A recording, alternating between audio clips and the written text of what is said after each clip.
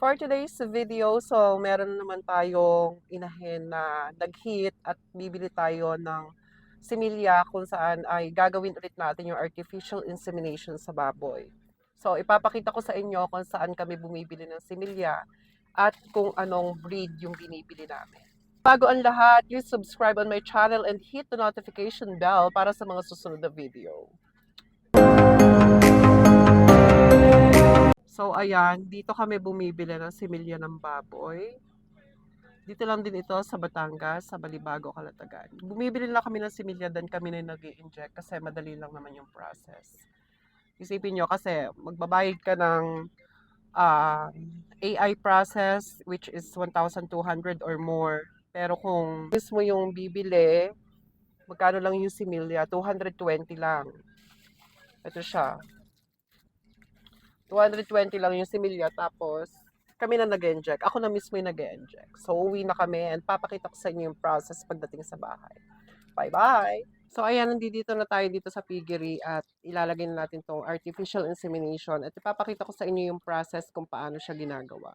Ito yung inahin na yung artificial insemination natin. So, ano nga ba yung palatandaan kapag hit na yung baboy? Tingnan nyo yung tenga niya, tayong-tayo yung tenga kapag nakakarinig siya ng ingay. At the same time, yung vulva niya, yung kanyang vulva, ayan, pagampagana at nagwe-wet. May malagkit dito sa kanyang vulva. At kapag hinawakan mo yung dito sa likod na part niya, nagba-vibrate, may nagba-vibrate dito sa kanyang likodan. Yan yung mga palatandaan kapag in-hit na yung inahin natin. So, gagawin na natin yung process ng artificial insemination. Kita nyo naman yung tenga niya, oh. At hindi na siya halos gumagalaw. So, kailangan mo nang linisin yung vulva ng baboy kasi bago natin ipasok itong rod, just to make sure na walang dumi. Kasi baka pag pinasok natin itong rod, ay makakakuha ng dumi dun sa loob. So, i-start na natin yung insemination process.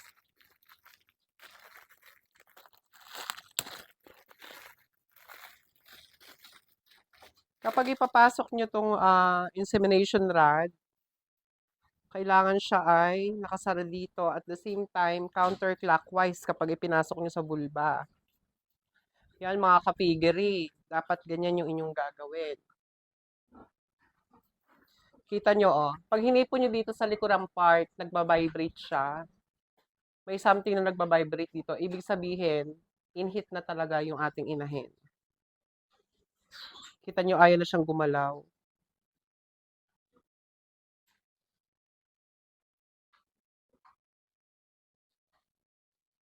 At saka, wag nyo nga po pala kakalimutan, kailangan mag-ano rin kayo ng kamay. Mag-sanitize din kayo ng kamay to make sure na hindi magkakaroon ng infection yung ating inahin.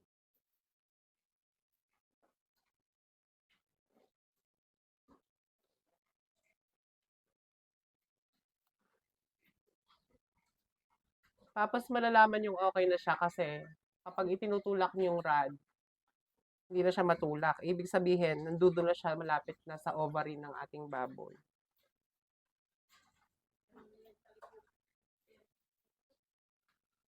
Pakita mo yung baboy. Tingnan yung baboy, oh. Hindi na siya gumagalaw kasi feeling niya meron ng bore na kakasta sa kanya. Kapag nasagad niyo na yung rod, ipapasok niyo na ngayon yung similya. Kaya lang, kailangan dahan-dahan lang yung pagpisel para hindi magkaroon ng hangin.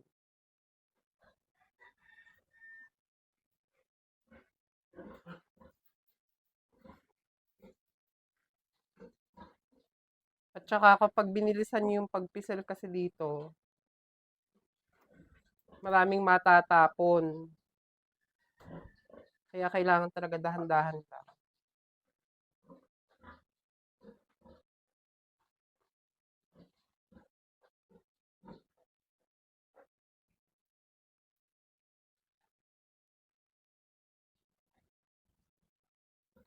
Based sa experience namin sa artificial insemination, marami yung nagiging anak ng baboy. At saka kagandahan kasi sa AI, Hindi mo na kailangan ilabas yung inahin. Dito mo na lang mismo sa piggery mo, sa kanyang cage. Unlike kapag sa organic way, sa natural way, ilalabas mo pa yung baboy, tsaka mas prone siya sa, ah, mas prone kasi yung baboy sa bale, kasi syempre sasakay sa kanya yung lalaki. At least, kapag ganito, safe yung ating ina.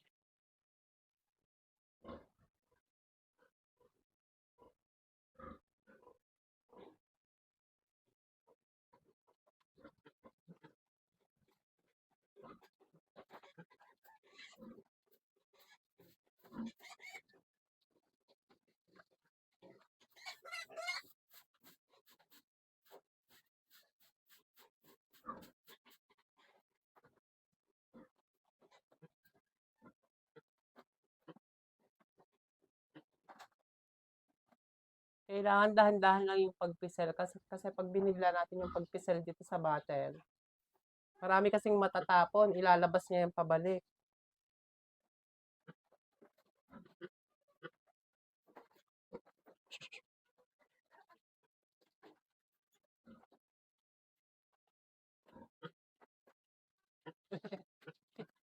Nakuha naman ka.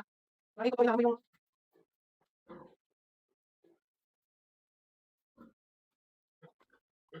tapos yan, kapag wala na, pipisilin na natin yung natitira dito sa bottle. Sasarhan lang natin yung insemination rod, tapos hahayan lang natin siya ng jajanat. Kukunin natin after mga 5 to 10 minutes para hindi lumabas yung similya ng baboy. Tapos yon maghihintay tayo ng 3 months para sa pregnancy niya, sa kanyang pagbubuntis. And after 3 months, yun, manganak na yung ating baboy. So, thank you so much for watching and don't forget to subscribe and hit the notification button. Bye-bye!